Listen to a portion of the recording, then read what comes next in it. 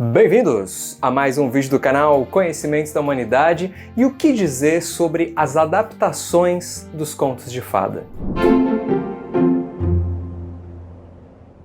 Não é de hoje que os contos de fada são adaptados. As grandes produtoras, por exemplo, fazem isso tem um tempão. A Disney, com certeza, é uma das mais reconhecidas por pegar histórias, contos de fadas antigos, colocar o seu tempero e lançar. E até um certo tempo deu certo, precisou se reinventar, voltou a dar certo, precisou se reinventar de novo e assim por diante. E recentemente a gente recebeu algumas informações aí na mídia sobre a Branca de Neve, que também teria recebido adaptações nas filmagens e essas adaptações não deixou o público muito feliz, pelo menos parte dele, com relação aos anões, a postura da Branca de Neve, essa questão do feminino e tudo mais. O que dizer sobre isso? Bom, contos de fada dificilmente têm um único propósito, objetivo ou subjetivo. Eu costumo acreditar que os contos de fadas acabam servindo pelo menos para duas coisas. Primeiro, para uma lição moral, um código de conduta, ética, que tem tudo a ver com o espírito do tempo, o tal do Zeitgeist, né? O que está acontecendo na nossa estrutura social, no nosso tempo, que faz com que determinadas coisas sejam feitas. Que tipo de programa a gente assiste, que tipo de livro a gente lê, que tipo de coisa a gente consome e por aí vai.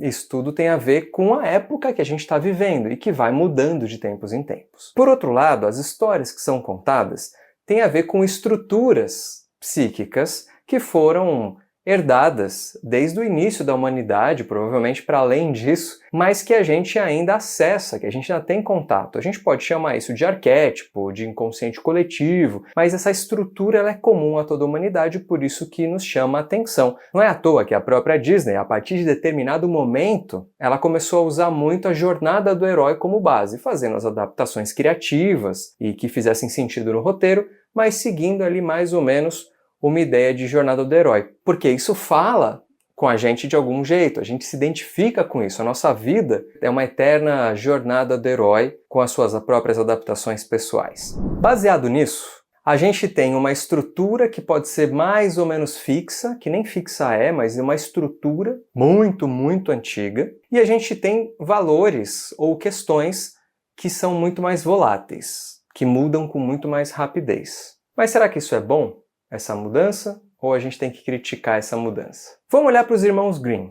Irmãos Grimm são os caras que ficaram muito conhecidos por compilar contos de fada. Então eles escreveram um primeiro livro baseado na pesquisa que eles fizeram lá na Europa com relação a isso. Inclusive encontraram pessoas, matriarcas familiares, que contavam histórias como se estivessem lendo, mas que na verdade estavam buscando na sua memória. Os contos de fadas era uma tradição oral. E eles anotaram tudo e lançaram um primeiro livro, uma primeira edição, com foco nas crianças. Só que era muito violento. E eles se tocaram disso. Tinha coisas ali que já para a idade deles, para a época deles, já não era tão bom aquilo ser publicado daquela maneira. E eles já fizeram uma primeira adaptação. Agora, se a gente olhar para, por exemplo, religiões orais ou tradições orais, elas têm vida própria. É justamente na época das tradições orais de uma série de religiões que surgiram as possibilidades de interpretação de coisas diferentes para cada um que ouvia. Quando você estabelece uma regra muito bem definida, escrita e imutável, porque tem livros sagrados que não são nem traduzidos. A gente pode pegar a Torá, por exemplo, mas mesmo o Corão. O Corão em árabe, a Torá em hebraico, e a gente pode afirmar que talvez nunca tenha sido modificado essas escrituras. Talvez tenha sido, mas enfim, a gente pode afirmar isso de alguma maneira. Já a Bíblia cristã, ela passa por várias línguas, do latim, do grego, aramaico, sei lá, para várias outras línguas, inclusive português. E aí, será que a tradução tem a ver com o que queria ser dito? O quanto que fica vivo numa tradução por inglês, por exemplo, a própria compreensão de quem está traduzindo, numa série de compreensões, só que aí você escreve e aí você já define. Então, quando você escreve, você diminui a possibilidade daquele conteúdo ganhar vida e muitas adaptações. Ainda assim, na própria Bíblia, a gente vê diversas divisões e traduções ainda hoje muito diferentes uma das outras, colocando a própria noção e compreensão do autor.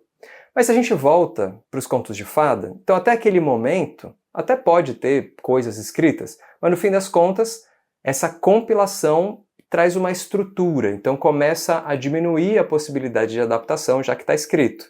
Mas quando passa para uma outra mídia, para um outro tipo de público, para o nosso tempo, aí você sente a necessidade de adaptar. O próprio conto de fada, antes da época dos irmãos Grimm compilarem e de outros autores também fazerem seus próprios livros a respeito, a gente já pode afirmar, com um certo grau de acerto, que os contos de fada se adaptaram muito através dos anos. Inclusive, existem hipóteses, e algumas teorias até, de que Bela e a Fera foi uma adaptação do mito grego antigo, da história mitológica de Eros e Psique, em que Psique não podia ver Eros em determinado momento e falavam que ele era uma fera e por isso que não podia ver.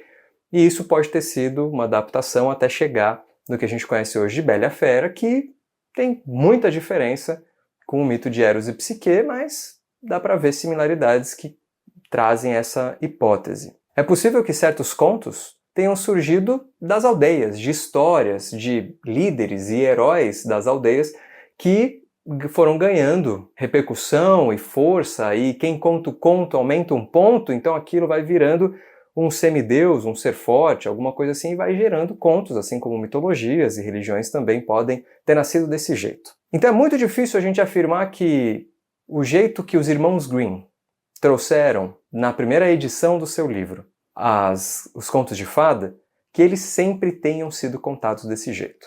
É improvável. Assim como a linguagem, o conto oral passado de mãe, pai, para filho, filha, para as crianças, tenha sido vivo e ganhando elementos e tirando outros elementos conforme os anos foram passando.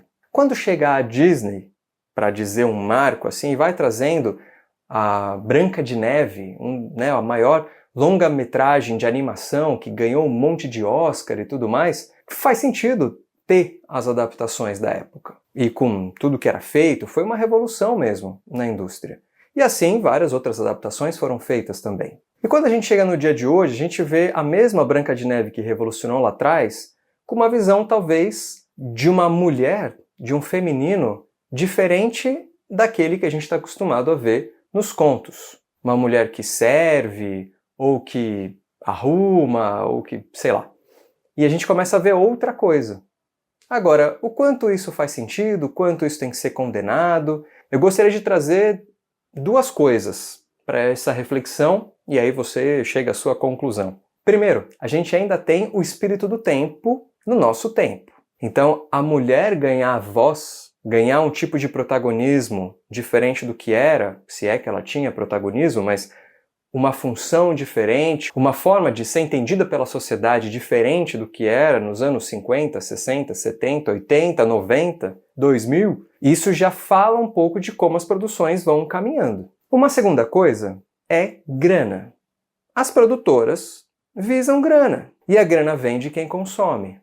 Então, se existe uma força dizendo que a mulher precisa ser vista de outra maneira, que os contos precisam ser contados de outra maneira, e ela faz algo pensando nesse público para ganhar dinheiro e perde a mão e começa a ficar uma coisa muito caricata para um outro lado, não corresponde a essa necessidade, ou só quer, sei lá, só quer se mostrar e provar para sei lá quem que é legalzona, pode ser que não dê certo. Mas pode ser que dê super certo e responda a uma necessidade interior daqueles que vêm. Mesmo aqueles que são mais tradicionalistas e gostam, sei lá, do conto como era contado pelos irmãos Grimm, que já é uma adaptação, mas em nome, sei lá, de alguma coisa, prefere ver o conto de um outro jeito, talvez isso mexa com a pessoa.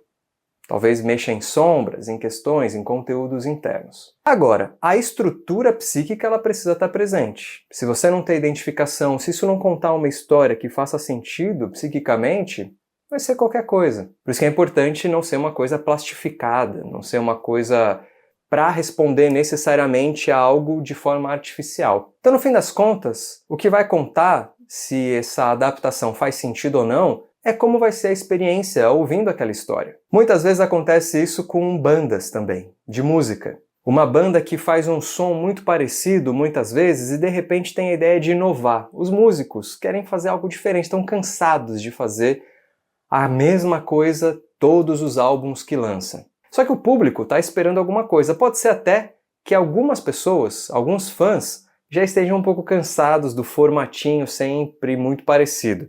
Só que quando a banda lança algo muito inovador, aí pode ser que o grande público dessa banda estranhe demais.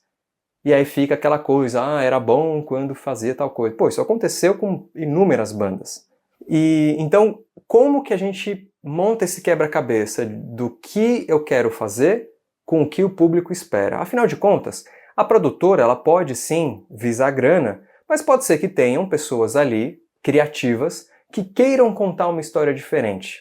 E aí o quanto você se identifica com aquela produtora e com aquela história, entre aspas, original, a ponto de se incomodar com a história sendo contada de outro jeito, como se estivesse te ferindo diretamente. Claro, a opinião cada um vai poder dar, gostei, não gostei, mas o quanto que isso se torna uma avalanche nos dias de hoje com a internet. De tipo, não, tá errado, não deveriam, olha aí, quer lacrar, ou qualquer outra coisa do tipo.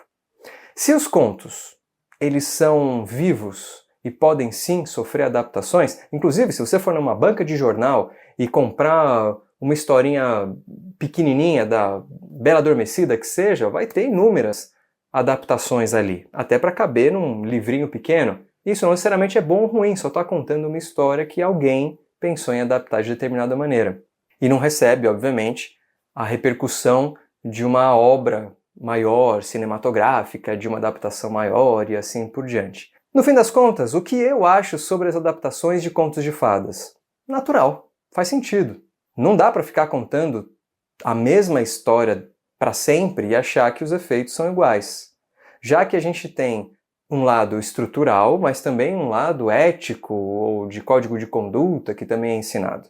Se a gente repete por centenas e milhares de anos que a mulher faz tal coisa, que os animais servem para tal coisa, que o homem faz outra coisa, a gente vai sempre remeter a esses padrões? Sempre vai voltar para essa forma estrutural? A gente pode testar algo diferente? Eu acho que é possível. Então, eu vejo com bons olhos adaptações. Pode ser que uma produção específica fique ruim.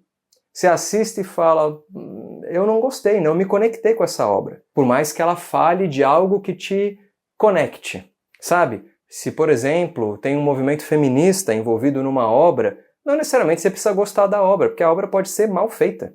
Assim como, se a gente for olhar para produções dos anos 90, 80, Rambo, sei lá, qualquer coisa nesse sentido, e pode ser que alguém tradicional não goste, simplesmente porque não gosta. Não é porque fala sobre uma estrutura específica que eu me identifico, que aquela história é contada de um jeito que eu gosto de ouvir.